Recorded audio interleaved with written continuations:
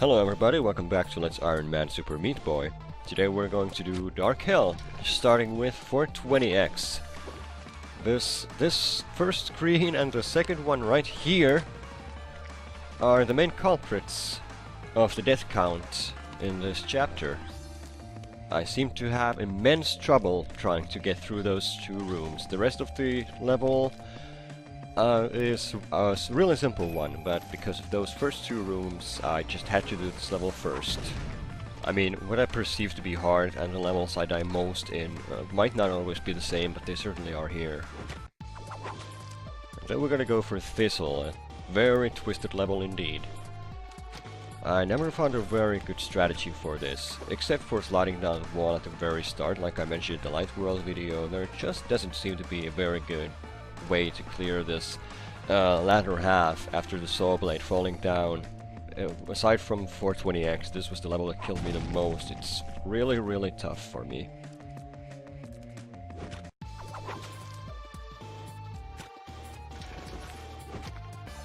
And speaking of not having a strategy, this here is a prime example as well. I'm doing this right now because of that jump through the saw blades. There's nothing else of challenge in this level. I originally had this level a lot lower on my list because I thought it would be easy, there's just a one jump. But then I died here after completing a bunch of harder levels, so well, I decided I'm just gonna do it earlier. Okay, let's mosey our way back to the other side of the map again. Get used to this, by the way, it's gonna happen a lot in this update. And hey, Naija represent, Boneyard. I have this very intricate strategy regarding her, and it goes pretty smooth, but let me assure you, the execution is not as simple as I make it look. Here's what you do. You make the first wall curve around, grab the key, then make two of the walls hit the ground at about the same time. It's easier to dodge just shrapnels like that. Then you repeat phase 1 on this side and finally make the right wall hit the wall so that no shrapnels will follow you as you grab the key and do the final dash for Bandage Girl. Easy, no? Starless? Not for long. We're gonna use Starman here. It makes the start of the level really easy, but then when you make the fall for the bottom half, it really relies on luck. Whether that shrapnel will follow you to the bottom half of the level, because they can be rather erratic, as you know. If it doesn't follow you in the final stretch, it's a piece of cake, but if it does, well, good luck on all your endeavors. Believe it or not, but that starting jump right there past the saw blade is actually the hardest part of this level for me. And Captain Viridian, the rest of the level is really easy, and which is why I'm using him. But the very start is kind of tricky. He acts differently when you jump off the walls. With other characters, I never had trouble with that segment, but with Captain V, I've died to it a couple of times. It's kind of weird. As for Sag Chamber, well, if you clear the first section here, don't get messed up on the saw blades, then the rest of it, well, just ignore the walls entirely. I'm not gonna wait around for the elevator here. If you decide to jump, be careful, because your jumps are always the same height when you're upside down, so if you jump from too low, I guess in this case, your head will hit the lava. How the hell did that mole get through the floor there? They're unfair as hell to begin with. It's just... whatever. Same strategy as the Light World. You turn around to gravity and you pray, then you turn around again and pray some more.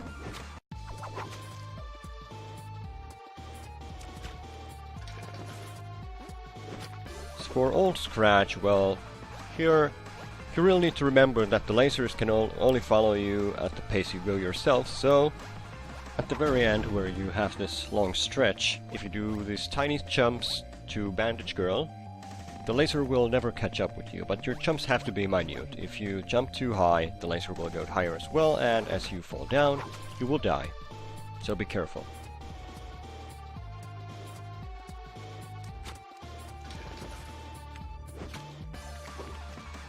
So, here's one mistake I did. I shouldn't have played this with Meat Boy. This level killed me a couple of times, whereas I could have avoided that if I had just used Captain Viridian. But I just, for some reason, I didn't just figure that out. And it just makes me want to scream at the monitor, looking at myself play this recklessly and doing stupid decisions. But it's really hard to be furious, because this achievement only took me about an hour, whereas I was expecting it to take a couple of days to record. So I suppose I really can't kvetch about this all that much.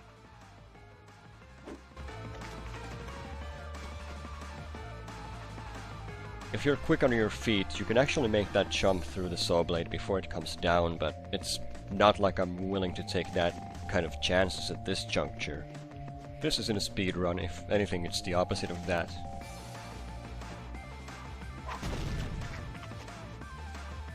Not much to say about Fort 2, lots of jumping involved, so use the kid, obviously, he can be a lifesaver. And be very careful when doing that jump, it's quite easy to hit your head on the saw blade. There's also a surprise bullshit element regarding the moving platforms. If you drop down on them at the wrong angle, whichever that angle might be, then it can outright kill you for no apparent reason. It's happened to me quite a few times. It's really frustrating. But really, we're nearing the easier half of this run. There's not a lot of challenge involved in later levels. We still have to be careful, of course, because there's a lot of those crappy, small obstacles that can kill you easily if you're not careful. Right, that looked pretty dangerous, and actually when I watched this footage after recording it, it made me flinch, so I had to go back and try out if you can actually die doing that dive through the teleporter. Turns out you can't, but it still looks pretty nasty.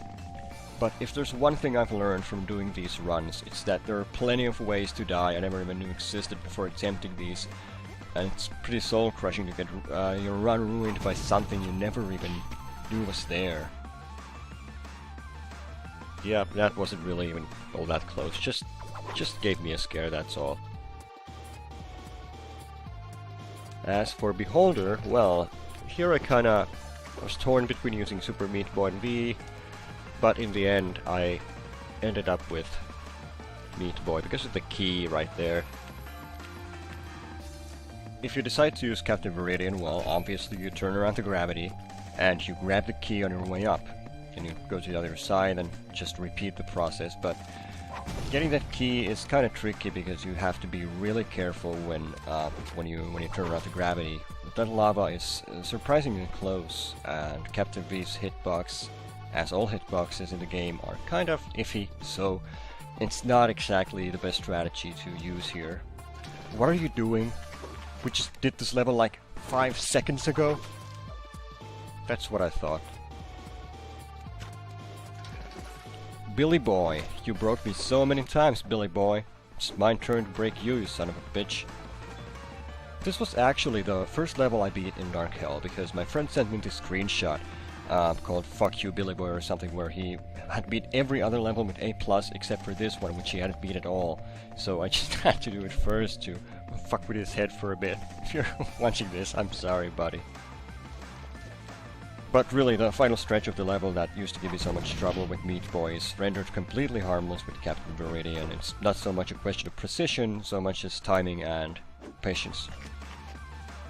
The only thing you need to worry about in this level is the saw blade, because it goes through the floor. If you jump here without being aware of that, chances are good you'll jump right into it. I mean, it's obviously there, but it's so easy to miss. I don't know if it's the colors or what, but yeah, that thing is pure evil. But right now we're really on the safe side. There's nothing to worry about at this point. For the gnashing, we're just gonna take the outer path, ignore those saw blades, unlike I told you to do in the light version. As you can see, there's really no risk involved.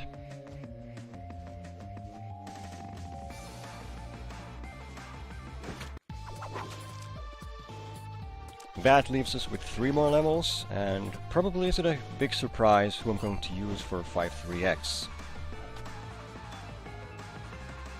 It's a vertical level to begin with, and with that lava rising so fast, Captain Viridian can escape it faster than any other character, save for Ninja maybe, but that would be very, very risky, so really we're left with no choice here but to use him. Not that I'm complaining. If there's a way to be less vertically challenged, then I'm all for it. That came out all wrong. Anyway, that leaves us with only 2 more stages. We're starting with 411X, which I probably should have saved for last because, well, just look at this. There are no moving obstacles, no saw blades flying around, no fireballs, nothing really, just a couple of static saw blades. So really, as long as I take my time and just don't do anything reckless and stupid, it's impossible to die here. So really I should have saved this for last, but Then again, number 13 is not too bad, but there is an inherent risk of the falling, crumbling floor. So it was kind of silly for me to do this last, but still, with Captain V, it's not a big deal. Just make sure to get the key before it falls down, and... well, I usually don't get caught here, so I guess I need to turn around and do this counterclockwise. A concept so mind-boggling and complex that I need at least 5 minutes to contemplate on how to get around this conundrum. Okay. And that is the final level, so once we get on the map, we're gonna see the Demon Boy achievement pop up. There it is. I'm really surprised as to how effortlessly this all went. I was expecting to spend a lot of time on this, but like I said, it only took me about an hour or so. Genuinely baffled here. This here clip goes to prove that I really should have used Captain Viridian for 44X like I said before. Turning around the gravity here, and jumping off the wall at the peak of your jump will land you safely on the left side. And the rest of it is really simple.